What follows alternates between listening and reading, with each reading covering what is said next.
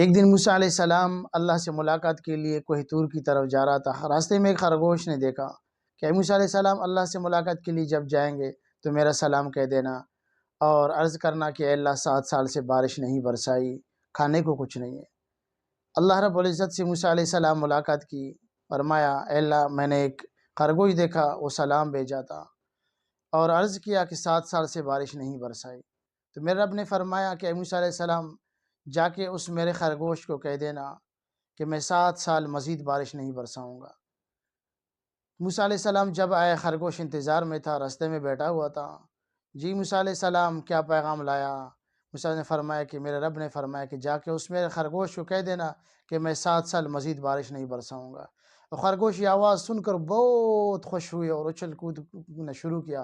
موسیٰ علیہ السلام نے کہا کہ اے خرگوش تمہیں بات سمجھ میں نہیں ہے، میرے رب نے فرمایا 7 سال میں بارش نہیں برساؤں گا مزید۔